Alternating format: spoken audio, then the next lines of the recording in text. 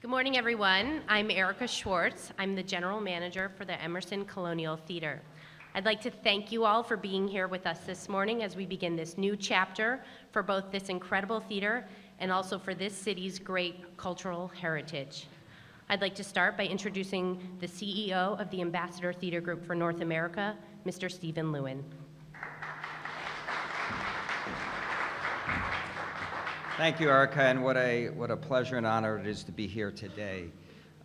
When ATG crossed the Atlantic, we knew exactly the kinds of buildings we wanted to revitalize, and we sought buildings with rich histories, with incredible architectural detail, with great sight lines and acoustics, and ideal locations.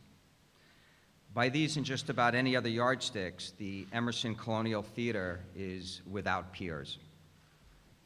We're so proud to be partnering with Emerson College to reopen this world-class venue in this world-class city.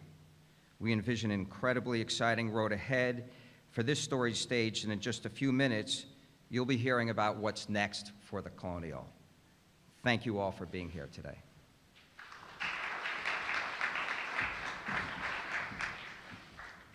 Thank you, Stephen. I'd now like to introduce Dr. Lee Pelton of Emerson College. Well, thank you, and it's a wonderful, wonderful day in just about every respect. I want to thank Stephen Lewin and Kristen Caskey and all of our colleagues at the Ambassador Theater Group for their wonderful, wonderful, exciting partnership with Emerson College. It's also a pleasure to welcome John Logan and the members of the Moulin Rouge creative team here today. We look forward to opening night. And I am proud of the partnership that Emerson and ATG established this year, because it ensures that the long-term viability of this beautiful historic theater as a venue for the performing arts will not only survive but thrive. In celebrating the reopening of the Colonial Theater, we're also celebrating the transformative power of the arts. As we all know, the arts bring people together. The arts connect diverse ideas and disciplines, and they help us to understand the world in ways that we might not ordinarily understand it. And through the remarkable theatrical productions, the Colonial has the capacity to inspire, to embrace, and to celebrate our city's emerging diversity. It's an exciting moment to be opening this theater here at Emerson. We are actively renovating and restoring buildings along the Boylston Street corridor, and we're working closely with the city and our wonderful mayor on projects that will animate the streetscape and strengthen the college's sense of place in this beloved city. We envision this corridor as a destination for all who visit or work or study or play in Emerson, and the reopening of the Colonial, of this majestic theater, is part of our long-term vision to enhance and enliven our neighborhood. This is a wonderful moment for Emerson, for ATG, and for the city of Boston, and for all who believe in and support the arts. So thank you all for being here this morning. Thank you.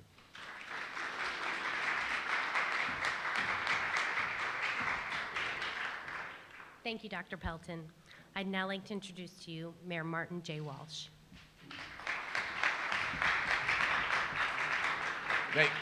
Thank you very much. Thank you, Erica and Kristen and Stephen and the Ambassador Theater Group. I want to thank Dr. Lee Pelton and the great people at Emerson.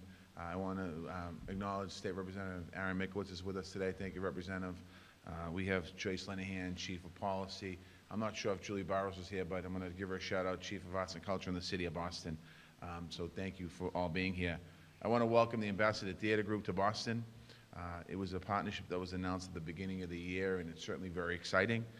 This relationship is going to strengthen arts and education for Emerson and the students, but also bring a lot of opportunity to the people of Boston, whether it's supporting our youth art programs or cultural programs or institutions like the Boston Lyric Opera. ATG chose one of the best and most talented cities in America to partner with, so I want to thank you for that. Boston certainly has a thriving arts scene here in our city, and it can be seen right here by the coverage here by the press and the excitement of and the thirst of wanting to get more and more into the arts here in our city. The scene is especially true here at Emerson College. The institution has helped revive this historic theater district. As the school continues to draw some of the best acting and musical talent from all over the world here, they're going to continue to be able to showcase it as well. I want to thank Lee Pelton, who has guided Emerson's growth as an arts and culture institution and has taken, certainly, the school to new heights. He's also been a great partner with the City of Boston in our efforts to grow opportunities for arts and culture citywide, and I want to thank you, Lee, for that, especially through our Boston Creates plan. I also want to thank him for his continued leadership and for helping us achieve shared goals for Boston Creates. This magnificent theater is incredible. The Colonial is an important part of Boston's story. It's nearly 117 years old, and it's the oldest continually operated theater in America. It was once an anchor for the bustling theater district here in Boston, which drew theater goers from all over. Famous musicals had their pre-Broadway debuts here. One of those musicals was Porgy and Bess, which premiered on this stage in 1935. It shined the light on important social issues that we're still addressing today, like poverty, substance abuse, and racism. And today we'll continue to use this theater as a vehicle for discussing those pressing issues of our time. It's just one of many ways that arts and culture has enriched our lives. And I want to thank Emerson for hosting the first race dialogue at the Cutler Majestic Theater as well earlier this year, which was over almost 1,000 people came to that hall. Arts and culture is for everyone in our city. It brings us together as a community, and it helps create new opportunities. And they expand our vision for citywide growth. We've made Boston a municipal arts leader once again, and we're going to continue to elevate the arts and culture through great partnerships like the one that we're celebrating today. So again, I just want to end by thanking the Ambassador Theater Group and Emerson College. To see this theater come back to life is to see a resurgence of the legacy of the Colonial once had here on Boylston Street. There's an exciting new chapter here for the Colonial. There's an exciting new chapter here for this part of Boston, and we're excited about it. And I look forward to seeing this restoration completed. And as you can see, the theater was magnificent and beautiful before the restoration. Just imagine what it will be when it's complete. Thank you.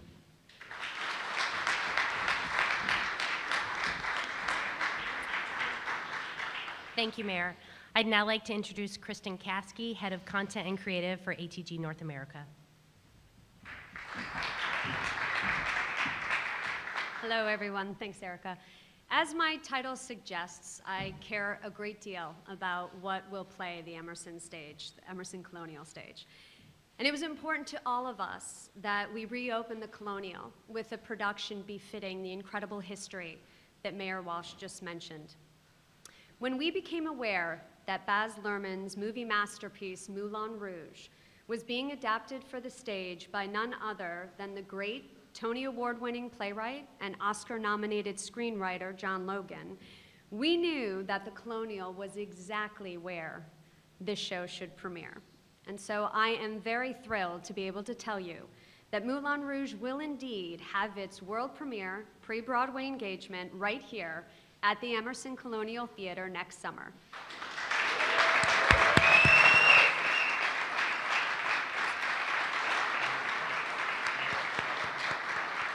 It's very exciting. We are all incredibly excited. Now to give you a little taste of what's in store for Boston audiences, please welcome Mr. John Logan.